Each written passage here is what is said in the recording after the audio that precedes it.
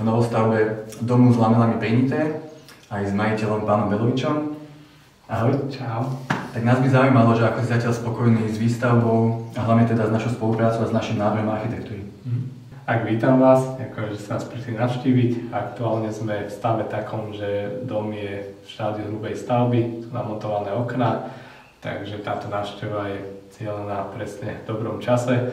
Čo sa týka návrhu, my sme oslovili ateliér Habitat s požiadavkou, že sme chceli zmeniť ako keby celý koncept a dispozíciu a hlavne zlacniť stavbu, čo sa kolegom podarilo a v podstate aj ten výsledok je taký, s ktorým sme spokojní. Čo sa týka prístupu ateliéru, tak splnili všetky naše požiadavky a aj sa nám to darí ako keby pretaviť do reality. Aktuálne sa nachádzame vlastne v budúcej spálni.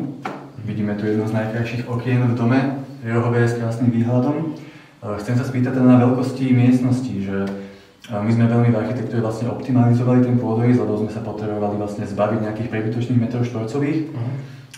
Takže či nakoniec, keď už to vidíte vlastne v 3Dčku v realite, že či vás niečo prekvapilo, alebo relatívne tie rozmery splnili očakávania? Z pohľadu dodania ste spravili to, ako sme sa bavili, čiže ste dodržali tie dispozície izieb, čo bolo také zaujímavé, tak ste zvolili dispozíciu izieb a smerovaním s oknami na východ, čo nie je úplne štandard.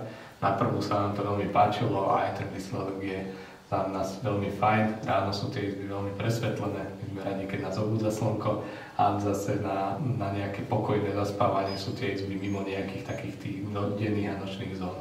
Samotné výšky a rozmery okien sú dodržané v zmysle štúdie a vypálili veľmi dobre, takže sme s tým spokojní. Je to také s citom, nie je to veľké a presne to zadanie to keby reflektuje.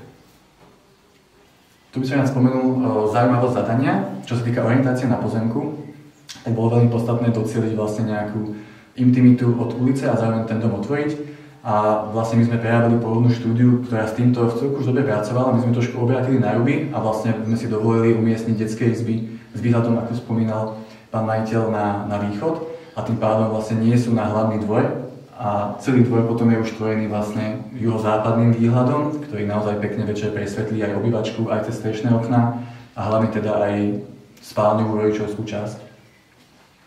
Tak mohli by sme ešte prejsť plánovanú technológiu v dome. Tak ak by si nám vedel povedať, že čo bolo teda dodržané z návrhu a s čím sa plánuje?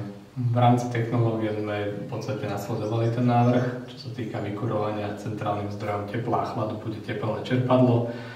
Vetranie je centrálne riadené vlastne rekuperačnou jednotkou. Vetrán sú všetky izby, aj ten denný priestor, ktorý bude vetraný priznaným potrubím, čo je také možno atypické z pohľadu možno nejakého interiérového dizajnu. Takže uvidíme, ako to nakoniec vypáli, ale z pohľadu nejakej funkčnosti a estetiky tu ani iné riešenie nebolo možno možné. Systém vykurovania bude podlahovým vykurovaním, chladenie sme vzhľadom na tú atypickosť hmoty tej dennej časti museli dať do stien. Takže je to stenové chladenie, je to taký neštandard, ale v rámci sálových systémov je to systém, ktorý funguje.